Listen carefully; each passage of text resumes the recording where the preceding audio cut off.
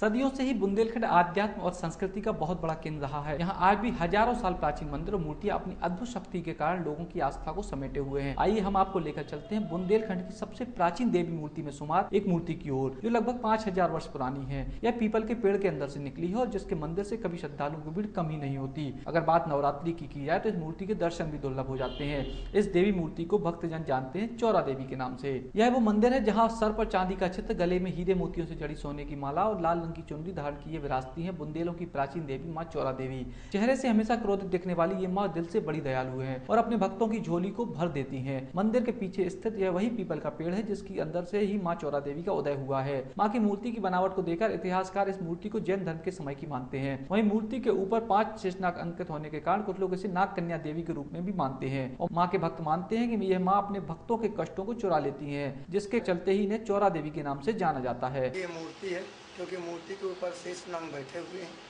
और कम से कम इस मूर्ति को 500 वर्ष हो गए। उत्तर प्रदेश के हमीरपुर मुख्यालय में स्थित इस मंदिर का इतिहास भी बड़ा अनोखा है। कहा जाता है कि जहां ये मूर्ति वहां आज से कई साल पहले घनघोर जंगल था और एक अंग्रेज कलेक्टर की पत्नी को मां ने सपना दिया कि मैं सालों से इस पेड़ में कैद हूं, मुझे इस पेड़ से बाहर निकालो। सुबह होती ही वह महिला अपने सेवकों के साथ उस स्थान पर गई और पेड़ के अंदर से मूर्ति को बाहर निकालकर स्थापित किया। काले काले रंग के ग्रेनाइट में बनी यह मूर्ति आज भी बुंदेलखंड की सिद्ध मूर्तियों में एक मानी जाती है। यह श्रद्धा के साथ मांगी गई सारी मुरादें पूरी होती हैं, जिसके चलते यहाँ भक्तों का तांता लगा रहता है। पेड़ के नीचे उसके खोह में ये 1.5 फुट की काले ग्रेनाइट के पत्थर की मूर्ति रखी थी, जिसमें पहले कोई नहीं जाता था और वहाँ बियाबान जंगल भी था। बाद में यहाँ एक कलेक्टर आए, मथुरा प्रसाद पांडे, वो वहाँ जाने लगे और उन्होंने उनकी कोई मनोकामना पूर्ण हुई तो उन्होंने मंदिर को एक वहाँ पर पीपल के बगल में एक मठिया बना दी। आज यहाँ माँ के दरबार में हजारों की संख्या में बहुत दूर दूर से भक्त सिर्फ अपनी माँ की एक झलक पाने आते हैं। अपनी खाली झोलियों के दरबार से भर कर जाते हैं। मंदिर के प्रांगण में हजारों की संख्या में भक्तों की दिखाई दे रही भीड़ लोगों के दिलों में चौरा माता के प्रति असीम आस्था का ही उदाहरण है।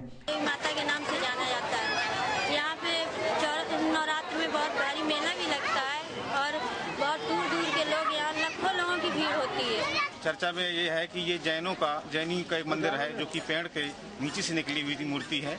फिर भी यहाँ पर हिंदू धर्म के लोगों की आस्था बहुत अधिक है। के नाम से प्रसिद्ध है, हमीरपुर का सबसे मुख्य जगह है। यहाँ पे सुबह शाम नवरात्रि में तो बहुत बड़ी भीड़ होती है। हजारों की संख्या में लोग बाग आके यहाँ श्रद्धालु जो है अपनी मानता मानते हैं। चौरा देवी, जैसा कि नाम से ही स्पष्ट होता है, कष्टों को चुराने वाली देवी। जब लोगों के कष्ट दूर होंगे इस दरबार से तो निश्चित ही लोगों में बढ़ेगी आस्था।